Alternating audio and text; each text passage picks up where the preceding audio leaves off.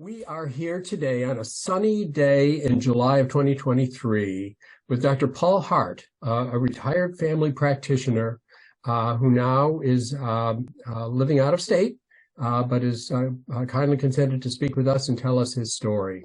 Thank you for doing this interview with us. Let's start off at the beginning by saying, what brought you to the career of medicine? What did you think about? I can't remember when I did not want to be a physician. I mean, this goes back to being a young child.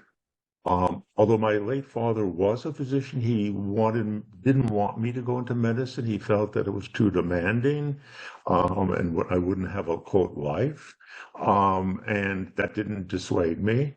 And so I've often thought, what would I do if I wasn't a physician? And I have no idea. I have no business skills or those other type of skills to do something different.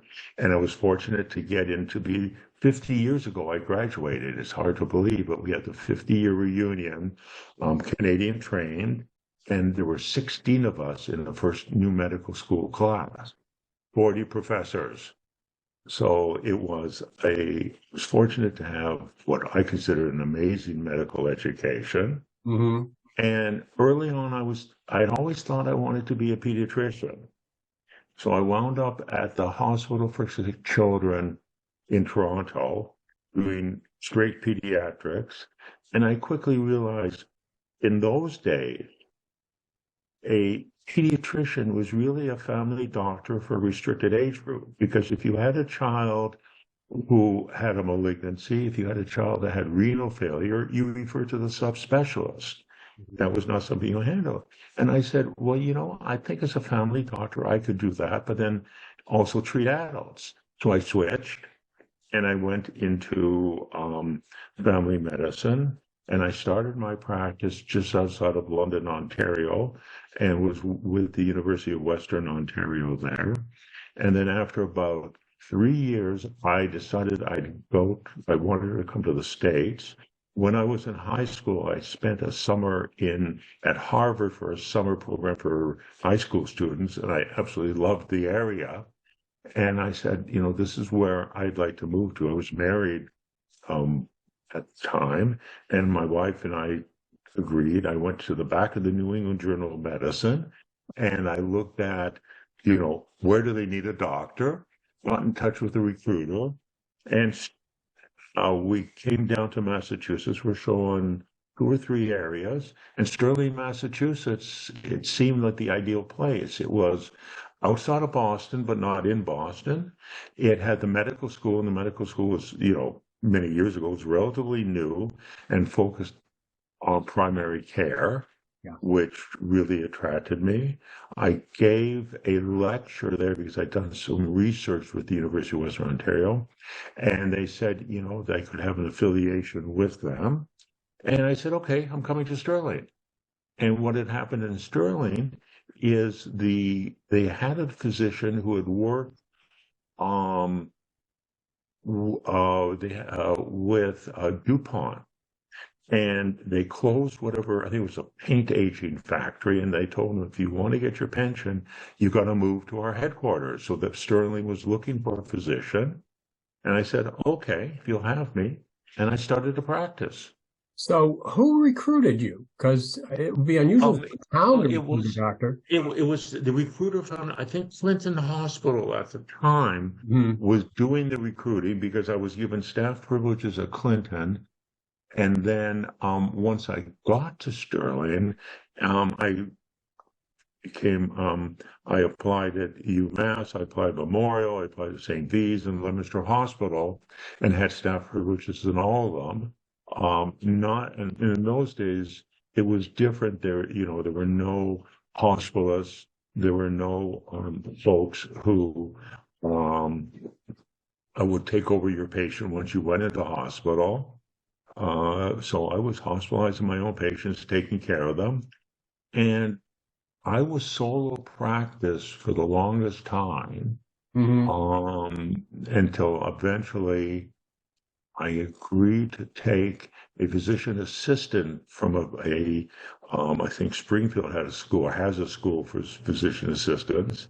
And Mhm. she was so wonderful. I said, your first job is here after she finished her Yeah. um, time. And I started then having providers. Okay. So let me back you up just a tiny bit because there are a couple of questions Sure. we ask everybody. And so Hmm. now you went to medical school. If I did the math correctly, you graduated in 1973 or so, Right. and you went to medical school where? So in Memorial University, St. John's, Newfoundland. It was a brand new medical school. As I said, we were the first year. And you were raised where? Toronto, in Canada. Excellent. So I And grew up in there. those days, do you remember what it cost to go to medical school? Yes, it was $500 a year Yeah. because second year I got a scholarship for $500, so it was free. Yeah.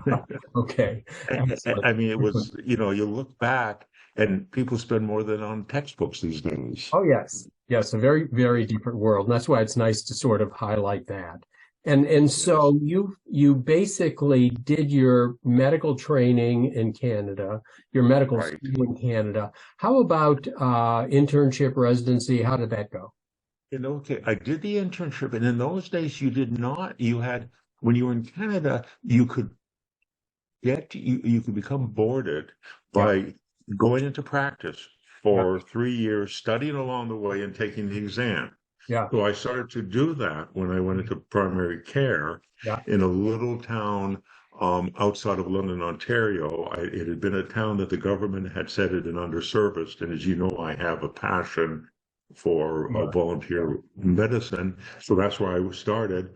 And when I decided to go to the States, I reached out to the folks in the States. I said, would you recognize my Canadian boards? They said, no. I said, okay.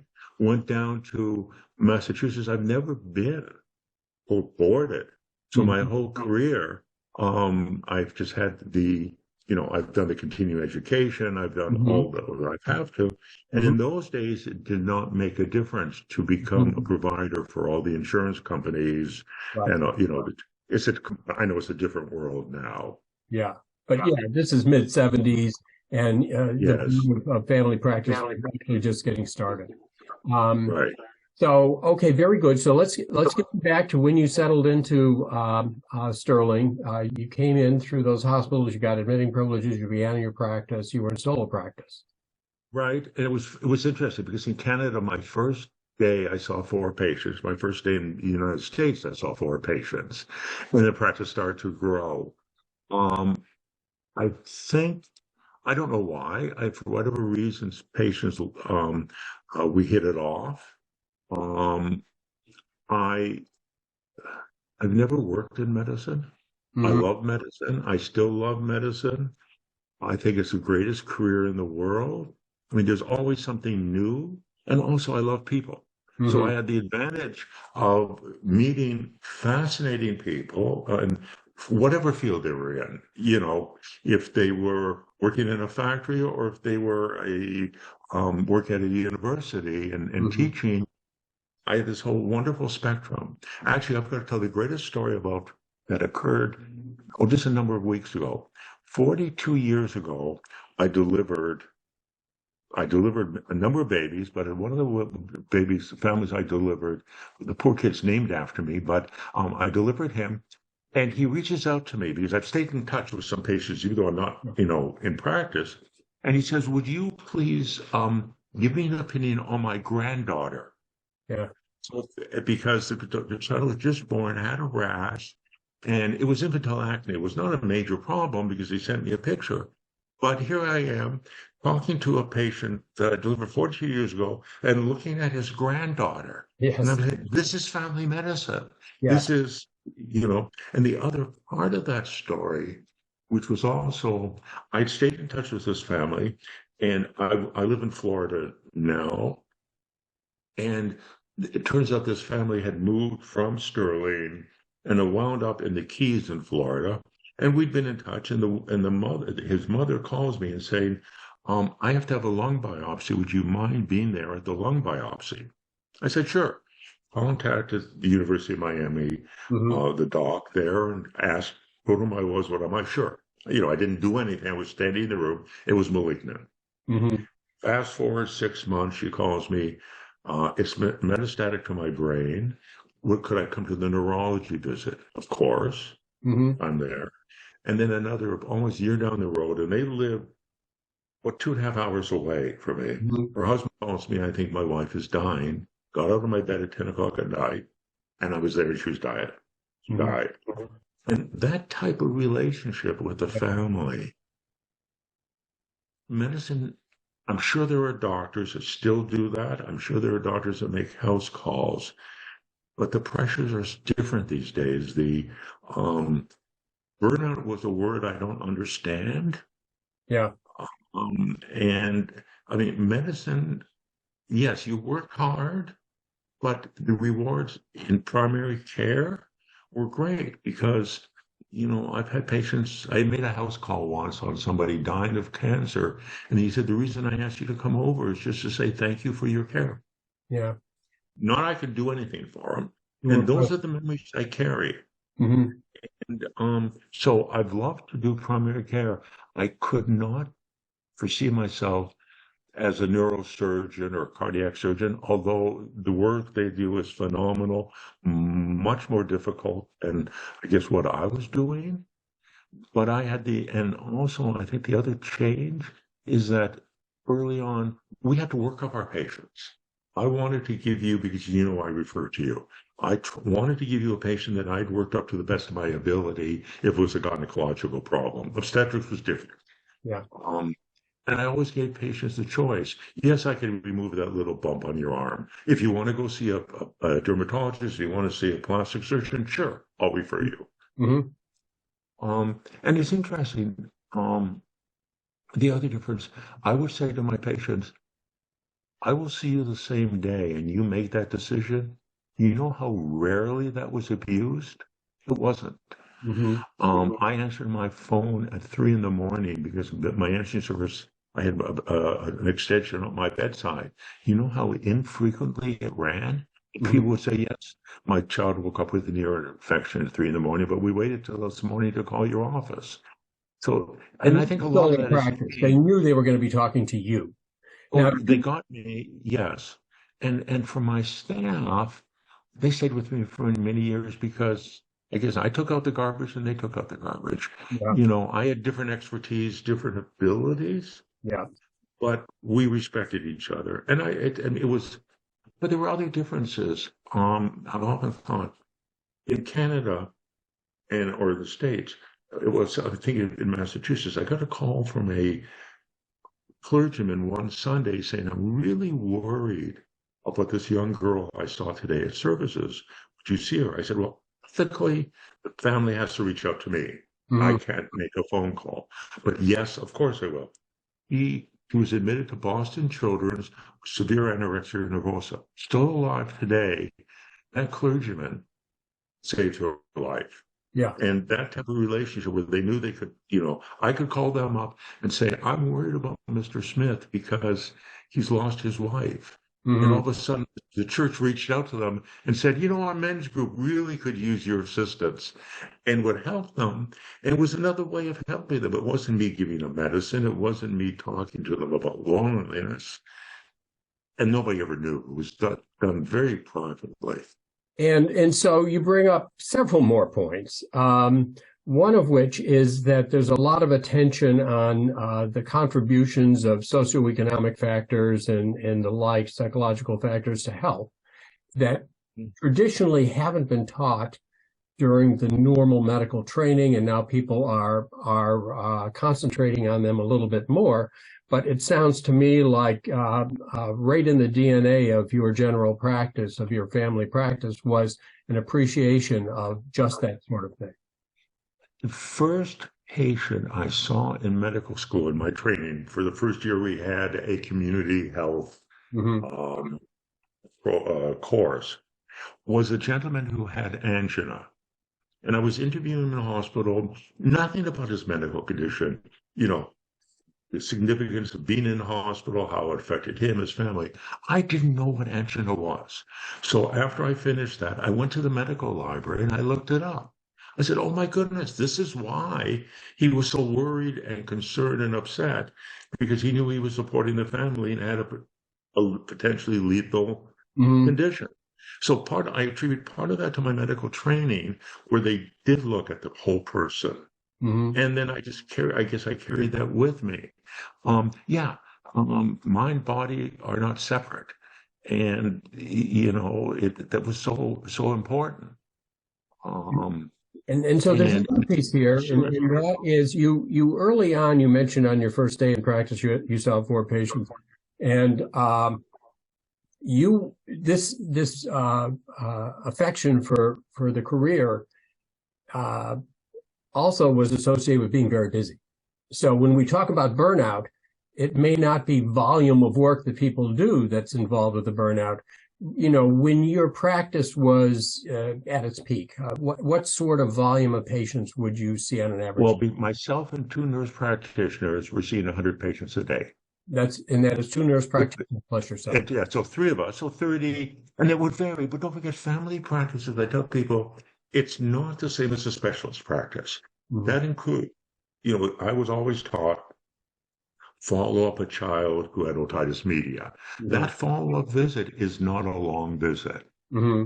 I would, if I practiced, Sterling was a rural community, so I would put in sutures to somebody who was working at home or in the fields. To remove those sutures, since I did a lot of it myself, Hmm. early on before I had nurse practitioners, I had medical assistants. That was not a long visit. And my staff, because we worked together, knew how to schedule the patients. They Hmm. knew that Mr. Smith always needed extra time, that it wasn't that 15-minute visit in the visit slot, but Mrs. Jones would always come in for her blood pressure and just wanted to go over the basics. Am I okay? And get out of there and get back to whatever she had to do. And if we scheduled properly, we wouldn't back up the waiting room and it would flow. Were you And finishing on time? not that far off on time, usually. And, Um, yeah, if when it was running smoothly, if you had a 2 o'clock appointment, at 5 to 2, I was getting you into the room, Mhm. and before, depending how long that appointment was going to be. And if it was going to be an appointment that I knew you wanted to talk about something, I would say to you, listen, we're going to make it the last, or my staff would say, you'll be the last appointment of the day. If it was woman, please bring a friend. Mhm. Please bring your husband, your girlfriend, because I won't see a woman alone in the office. Mhm. And the office staff would leave, but we weren't limited in time. So Mhm. I could adjust it so I wouldn't back up the rest of the patients at that time. And when, And okay. so, and if I was running behind, Mhm. if we could, the staff could reach out and say to a patient, listen, I know you have an appointment in an hour. We're running behind. We don't mind if you reschedule. You may have a wait. We'll Mhm. let you know before you come in here. And that courtesy the patients Yeah. appreciated. Yeah. Um, and so, um, but I guess I tried not to feel the pressure of there's a waiting room for a patient. I never wore a watch deliberately with a patient. Mhm. I couldn't look at my watch and give them the message, you've been here long enough. Mhm. What time is there somebody else who's more important than you in the waiting room? And when you saw a typical patient, did you do everything for that visit, or were some of the steps delegated to other staff? The only step that my staff did is, why are you here? Yeah. I was neurotic. I was part of my teachers who always took his own blood pressure, no matter what the nurse had done. But Hmm. I combined that, if you were hypertensive on a diuretic and needed your potassium checked, I had all the tubes right in the room, right beside the exam table. And as I lowered the blood pressure cuff, I left it partly inflated, got the tubes, we're still talking, put the needle in your arm, Uh, you know, took the blood, we're having a dialogue, put the labels on, and it was done. yeah. And so I was still doing the visit Yeah. and being efficient. And then I didn't have to send you out of the room to wait for somebody to draw your blood or send Yeah. you out of the office to have your blood drawn. And so, And you developed routines. You were thinking Yes. of steps. You divided that visit and you thought to yourself, what's the most efficient way to get this? Yeah. And some of it I guess wasn't, I don't know if I cautiously sat down and did it, or it was just over time it Yeah. seemed the most efficient way of doing it. Yeah. And so scheduling was as efficient as I could make it. Now, I also, as you know, was a medical examiner for a number of years. Which I must tell you, my standard joke, every time I go on an airplane, I do tell the stewardess I'm a physician because they don't want to have call for a medical emergency and let the whole plane know. But I always say I'm a physician, and then they say, "Oh, thank you." I said, "Well, you didn't ask me what type." And I say, "I was a medical examiner, and if they didn't know what it was, I explained." But I said, "Don't worry, I had a perfect record. Nobody ever woke up in the hearse and said he made a mistake." And then after that, I'll say, "But no, I'm the family doctor." And indeed, I was traveling from London to Addis Ababa, and 7 times I was called on that one flight. Wow. Could have started a little practice there, you see. Uh, But no, I also humor, which is we're developing, was a for me was important. If mhm, I was going to take off a small lesion, if you're worried about this being a malignancy, you're nervous when you go into the doc. mhm. So I walk into the exam room and I said, "I'm sorry I'm a few minutes late, but I was reading Surgery for Dummies. Words a little difficult, but I got down the diagrams, we're ready." All of a sudden, there's that humor, the anxiety is reduced, Yeah.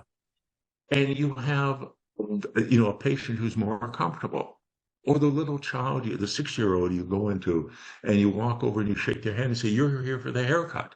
Mhm. And they look at you, and I said, "Well, don't you know why you need a haircut?" They shake their head. I said, "I'm bald. I'm looking for a hair donor. Are you a hair donor?" And then I said, "Am I being silly?" I answer it. I say, "Yes. I'm not that frightening big guy. Yeah. I'm now the silly person who's not going to harm them." Yeah.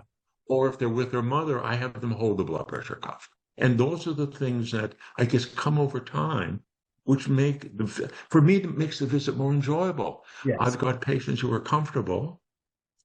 And I would always say to my patients, even in the days where, remember, you had to get permission to see a specialist when we had that era of Yeah. Yeah. I was a gate control.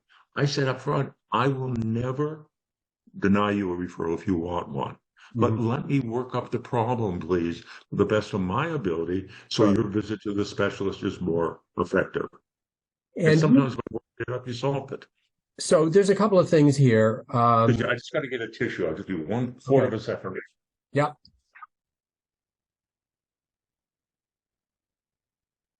So a couple of Okay, things there we come go. to So mind. sorry. One is you practice. I mean, really, you are still practicing, Yeah, and yeah, so you have been in practice for 50 years. right, Medicine has changed a lot. And, right. how do you keep up to date? What sorts of, if you were to think back in your practice and say, boy, I used to treat this way, now I treat it this way, and how it's improved or whatever. What sorts of things stand out to you as to how you keep up and what sort of progress you're particularly grateful for? Um, I kept up by doing 300 plus hours a year of continuing education, Yeah, constantly reading. My late father always reading the medical journals. yeah, Early on, I got a lifetime subscription to the New England Journal of Medicine. yeah, Um, and now, up to date, yeah, the every time I get a consult from Kenya, because I support healthcare providers and all doctors there, I go to up to date. yeah, And even though I know how to treat sepsis, and that's your question, I always review it to make sure that they haven't changed one of their recommendations. yeah. And by doing that, and I've had 600 requests over the last few years from Kenya for problems. And it's a group called the Addis Project. I'm not the only provider by any means. It forces me to keep reviewing and reviewing my medicine. I mean, if I look back, you had, what was it, 2 to 3 weeks in hospital if you had your MI. Hmm. Um, I remember to go in Canada, I couldn't order a CAT scan when they first came out. It had to be a neurologist, and I had to do a referral. MRIs when they came out. It's it's a matter of just trying to stay up to date. And learning from my colleagues, what I tried to do, and you were an excellent example, is co-manage. Hmm. You would say to me, for this patient, this is what I did. This is the plan for the patient.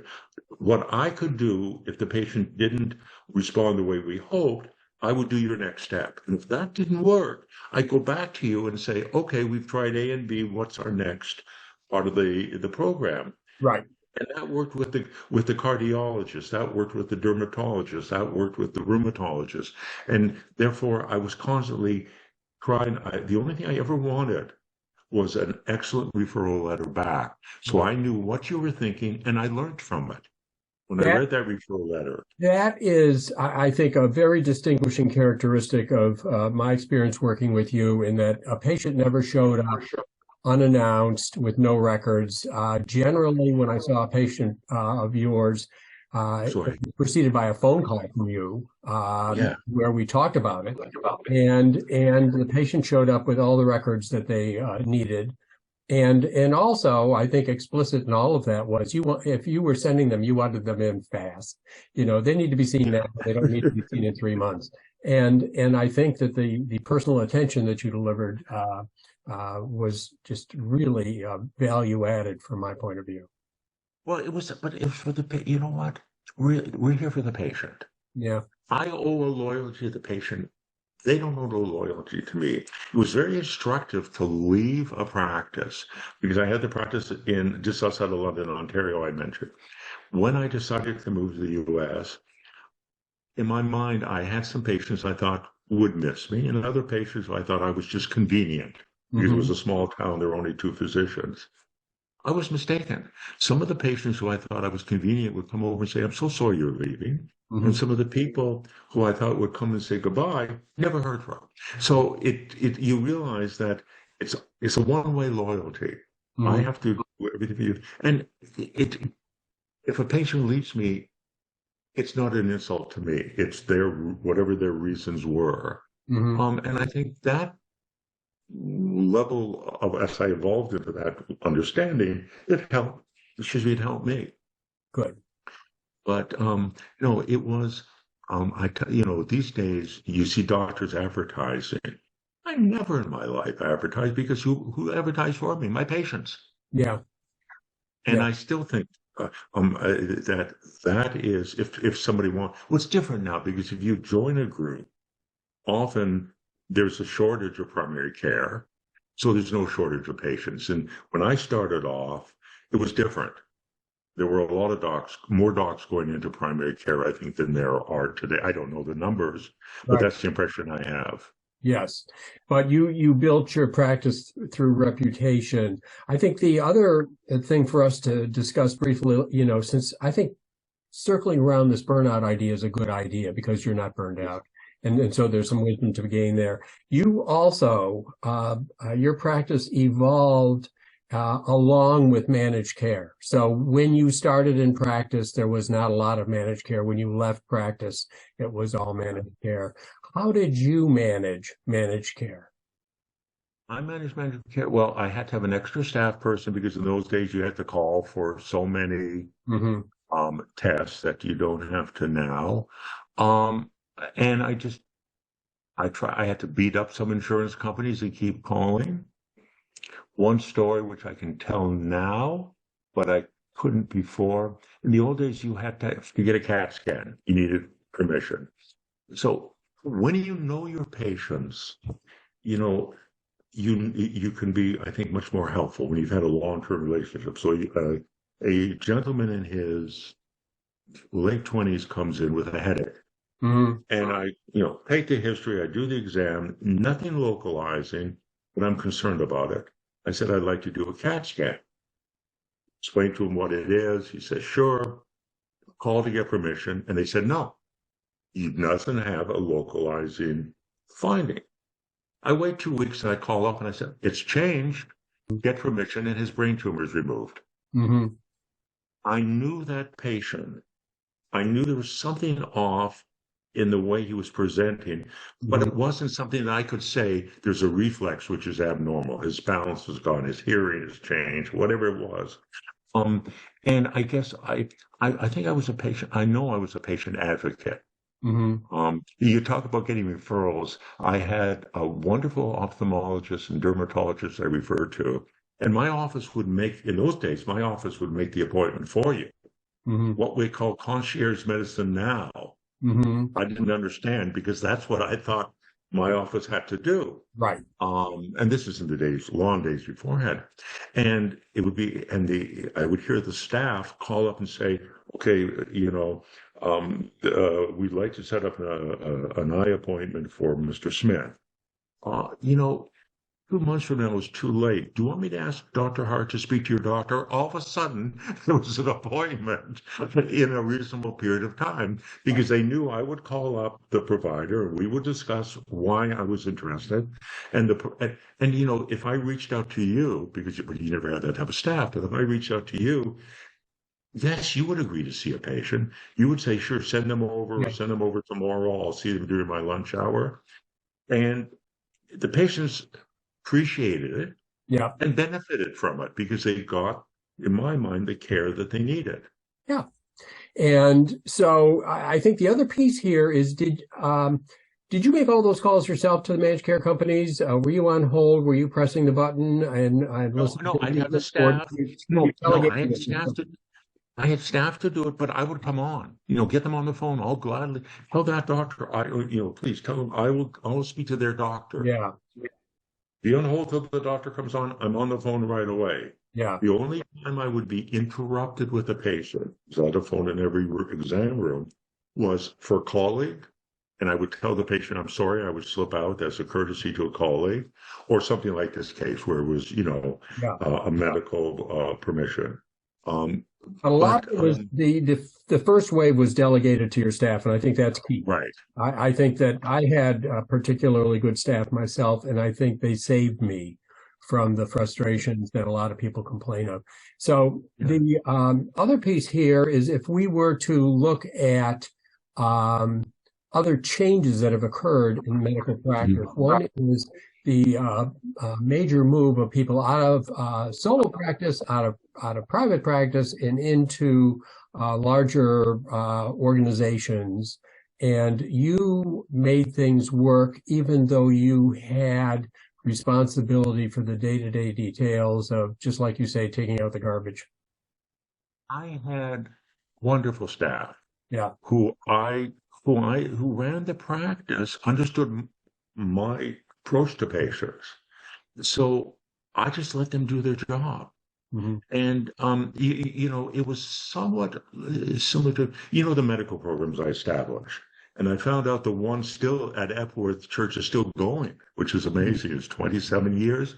But at that program, I let people do what their responsibility was. You're in charge of security. You're in charge of the records. And I was there to discuss with them if they had a question. I did that with my staff. You're in charge of scheduling. You're in charge of making sure this runs. If you have a problem, sure, we'll discuss it. Yeah. And they took upon themselves that responsibility and made it run. So Yeah. if I gave them the responsibility, then they made it run. And That's the I never, autonomy piece here, which I think is something that's underappreciated today. yeah. But I don't. I've spoken to docs who've gone into a group practice, and one of the frustrations is they have no say on who their staff is. Right. So if they have somebody who they don't feel is being helpful to them or the patients, they can't do anything about it. They're stuck. Whoever is running that practice, the group, the organization, the hospital, they would have to go to the hospital and say, please change patient, this medical assistance for me. I never had that. I was responsible for the whole thing. Yet, I guess I don't know. I never looked upon it as a difficulty. It's sort of the Stoic approach. You do it and you don't get upset. Yeah. And if there was a problem, you just say, okay, how do we solve it? Yeah. Yeah. And they were answerable to you. Whereas in a That's right. larger multi-layered organization, the person who is in your office is not answering to you. They're answering to someone else. Yeah. And so for me, it worked. I'm best. I'm not a committee person. The best committee for me is one person. But I'll do the work. Uh, I don't mind doing it, because if you enjoy it, it's not work. Yeah. And the other piece here, do you feel that your ability to deliver quality care was um, impaired at all by being in solo practice or enhanced? I think it was enhanced. I didn't have anybody telling me what to do. Interesting. Doctors Without Borders. Yeah. They have a very strict guideline. They around the world they have a book that they use, and everybody treats everybody the same way, which is good for uniformity for providing medicines to their clinics. I didn't have that. I decided what was best for my patients, for me it worked, and for my patients it worked. And I also had the advantage when I look back at great people to refer to. Mm-hmm. You know, if I had a problem, I could reach out to the cardiologist, to the dermatologist, to the surgeon, to the neurosurgery, and they were good people. And I wasn't, not only, I mean, I could refer if somebody wanted to go to Boston, I could send them to Boston. Right. If they wanted to come to Worcester, I could send them to Worcester. I wasn't forced to do any one pattern. I did what was, what worked. Right. And another item that is commonly blamed for burnout is the electronic medical record, and yet you were an earlier adopter of that. How did that go? It was great. You and I used Practice Partner, I believe, together. Right. Because I remember wanting to use it to send you records, and it wasn't set up to do that, that I could do an electronic transfer early on. Right. I talked to you about that.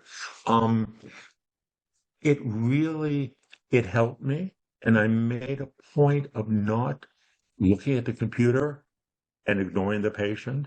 But when I first got it, I said, by the end of the day, I want to finish all my records. I remember staying to midnight the first few days, and then it slowly stepped down. It was 11:30, it was 11, till I could know that I became proficient with it, knew how to use it, and then it really became an aid, because it carried over, allergic to penicillin. This is the third pregnancy, because it carried over the woman's histories. So it worked for me. I started off because my dear wife, I have no concept of billing, started off with Athena, and got it in early on just to do billing before they did Right. EMRs. We did exactly And the same thing. yeah, and I stayed out of the billing. Yeah.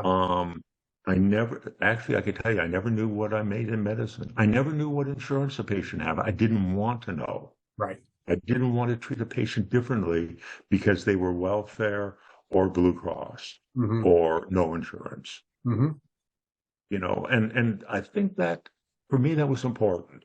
I didn't want the patient to feel that they were being treated any differently than another patient. And when you implemented the electronic record, you also began to participate in a quality network, PPNet, that basically wired your system so that they could pull quality metrics from your practice and give you reports on how you were doing. How'd that go? So I recall, that part I don't remember as much. I think it went well. Yeah. The more information I got about how I was doing, obviously, the better for me to know that, and if I wasn't doing something, I want to know. As you know, we're not really good as physicians at accepting criticism. Yeah. It's really hard for a lot of us, especially when we think we're doing a good job.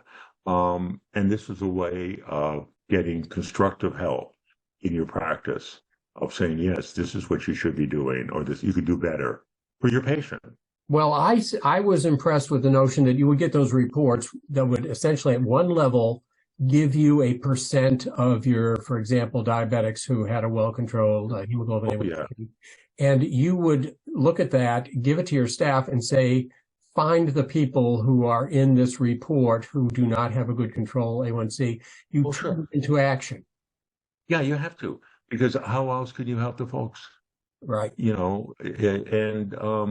And that's I mean, that's an ongoing issue. It was interesting in when I remember that the insurance companies would give you an incentive, Yeah, um, if you had, a number of people who had colonoscopies.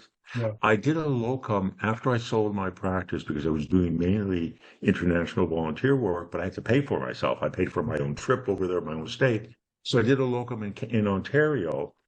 Um, and so I was, because I had a license there, it was easy to get another license. And what the Ontario government did, which was even more beneficial, not only did they give you the incentive, but they paid you extra for your staff to do the work. So mhm, they said, your staff is, here's a report of the people who have not had colonoscopy. Here's a report of the people whose A1C is high. And we're going to give you 50 cents for your secretary to call that person and get them into the office or tell them that we need to schedule something.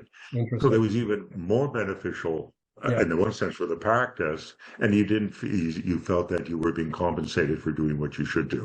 sure. Now, there's another point here that I think is interesting regarding you and your practice, and that is you alluded briefly to being a medical examiner, but you Right. you had a lot of balls in the air. It wasn't just you got up in the morning and went to your office and then came home at night. You had other things going on. Could you talk about your philosophy regarding the other things, the many other things you've done? Oh, it gave me variety in medicine. I was an FAA examiner, so for pilots, I did the medical examiner. Um, I can't remember what other things I was doing, but whatever. Studying Epworth, right? What? The Epworth Oh, clinic. yeah, yeah. Well, I started two free medical programs, but you know what? They were all. It was interesting. It was hard to start the program in the sense of I approached the town of Sterling, and I said, there's folks in the town who have a medical need. I'll see them for free. Nobody was referred to me. Mhm. And the school district said that they had, because there was a five-school district who were for the high school. And I reached out to the school district. I said, I'll see any student, if their family, free if you need it. One patient was referred. Mhm. And then finally, I was taking care of Reverend Barry Woods, who was the minister at the Epworth Methodist Church, as a patient. And as he was leaving one day, I said, Barry, do you think your church would sponsor or would agree to have a free medical program? He said, yeah, I think it's a good idea. And I think 2 to 3 months later, it was up and running. And Arnie Gerwitz was a medical officer at the time in Worcester. And I reached out to him. He said, you can start, don't go through the process with the state. That's a horrendous process. You can have more than one medical office. And he told me how to get it done. And I opened my quote second medical office in Mhm. the church. Mhm. But I must tell you, the outpouring of support, the students from UMass came, no credit. They organized themselves. I remember, and I'm sorry I forget the name, there was a wonderful cardiac surgeon from UMass who came to do primary care volunteering, looking at, otitis and dermatitis. And we had docs were there.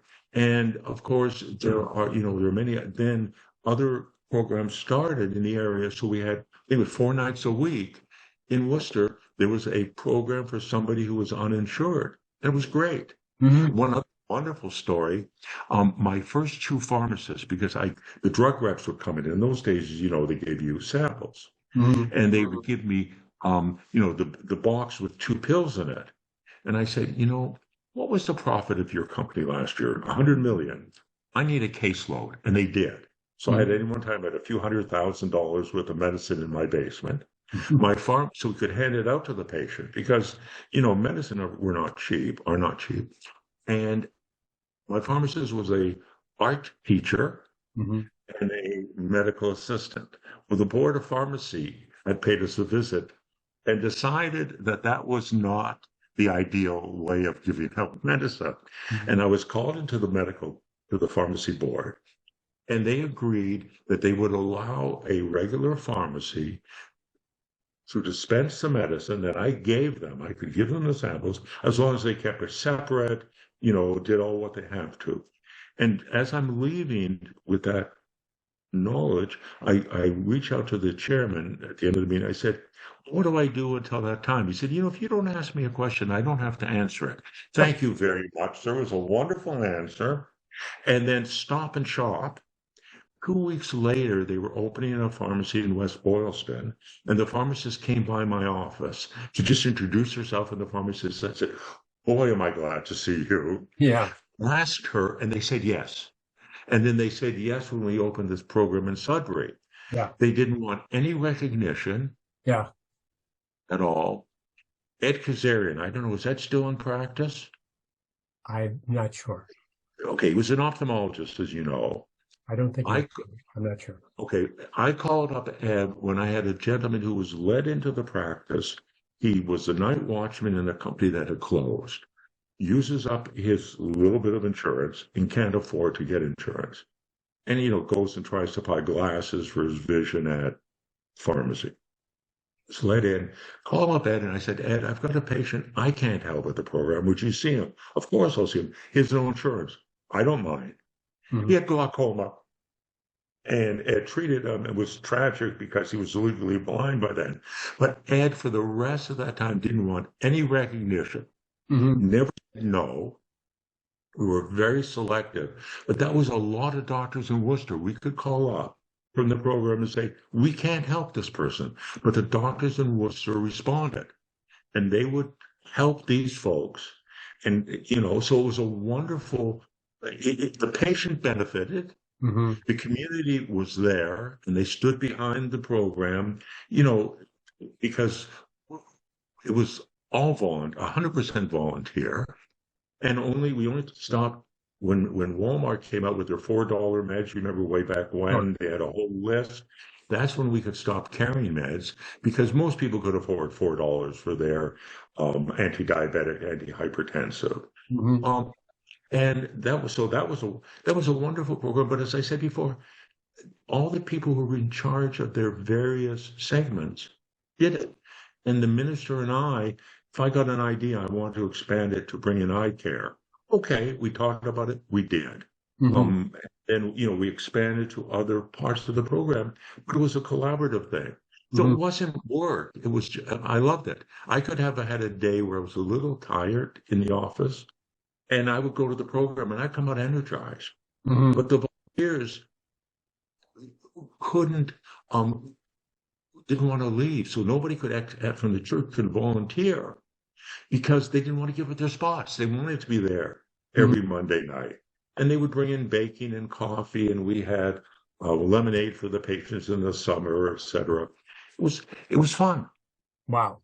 That's terrific. And then you've done overseas and also volunteer work around the country. Yeah. In the country, volunteer work overseas. I think I'm up to about 15 or 16 countries from Heart to Heart. I don't know if you know them as a charity. I went after the last typhoon in the Philippines, to the Philippines, Ethiopia a number of times, Zambia. 1 second, I got to stop something here.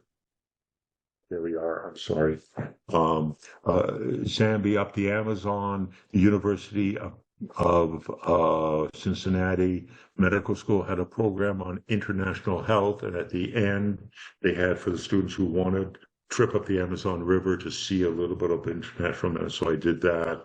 India, or 3 times, leading a group of residents. South Africa. The Ukraine, where of course the fighting is now, Moldova, Belarus, and for me, I just kept going to different groups that needed a doc, and for at the most difficult volunteer work was the Moria refugee camp, island of Lesbos, 3 miles from Turkey, Afghani, Syrian refugees, meant for 3,000, we had 20,000. Every one of them have major psychiatric problems as being a refugee, victims of torture, gunshot, whatever they had in a situation where they'd lost everything and were lucky to be alive and to get there. Difficult medicine, but rewarding. Wow. And I enjoy it. And you've done research as well. I'm currently doing research too. Yes, there's a wonderful professor of neurology, one of the chaired professors. We're doing research, interestingly enough, on anxiety, using a green light of a specific frequency, which he has found treats migraine. Mm-hmm. But now we just published a study looking at counselors who are treating their patients for anxiety and switching the light in the room, and the counseling in that hour statistically is more beneficial for the patient. So I was doing that as ongoing. That's ongoing. How did you come into that project? In Greece, the Greek government would not let us write psychiatric medicine. They wanted their own psychiatrist to write it for the refugees. It's 5 or 6 months down the road if you're lucky. So I was looking for a non-drug way of helping with anxiety. Mm-hmm. And I read, and I don't know, I went on in the internet and I read about this light for migraine, and I reached out. And to the credit of this doctor, is phenomenal because I'm a family doctor. Yeah. You know, I'm not a university professor. I'm not, there's no titles after my name. And I sent him an unsolicited email and he responded. Mm-hmm.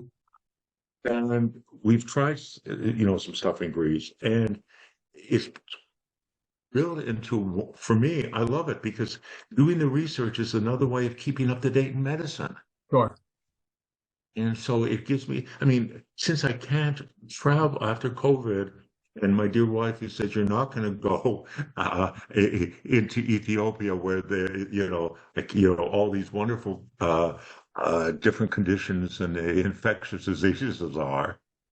But then if you look at the time, I mean, I had a medicine, I saw an Ethiopian medicine man who told me what he did.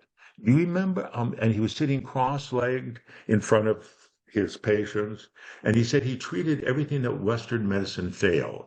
And he Mm-hmm. gave an example. He said, I had a patient who couldn't move their shoulder, and I helped him. And all of a sudden, one of the patients in the room says, "Oh, yes, I could move my arm," and is moving arm. Do you remember the old Western movies? Somebody's holding up the elixir from Dr. So-and-so, Yeah. and the guy in the back has said, "I was cured." It Yeah. was that scene in Ethiopia. Yeah. So I've had all these wonderful experiences, which you don't get in the US, of course. Yeah. And so I've looked back and I've been blessed. I really, really have had I don't know what I would have done in my life. I think it was, we started off by saying, I've had the most wonderful career and Yeah. I love it and I'm still loving it. And you know what? It's never been a matter of income. We put our kids through school. I live in a very nice house. Mm-hmm. I'm right now I'm in South Carolina, on a beautiful lake. I've got my two daughters and grandchildren. We're all here, with their spouses, having a week together. So I've done everything that I could want, and I still love medicine. That's And I wonderful. think that for me is what medicine should be about. Holy Moses. This has been an incredible interview. As we bring it to a close, is there anything that you would like to say we haven't covered? I don't know. I think we've covered a lot. I hope people, if there's anything, I feel sorry for the doctors who lose that spark that got them into medicine. Mm-hmm. I mean, if you can maintain it, you've got the greatest career in the world. And I mean, look at yourself. You're not actively in practice, but you're doing medical stuff Mm-hmm. still with the Worcester District, Mm-hmm. and you enjoy it. Mm-hmm. And it gives you value and it gives you meaning to your life. And that's what we need. Because if I look at why am I on this earth, my only knowledge is my limited knowledge of medicine. And if I can give that back, then I've done something. Yeah. A wonderful, wonderful way to end this interview. Thank you so much for taking time Well, to thank you share for with reaching me. out to me. For me, it's a real pleasure.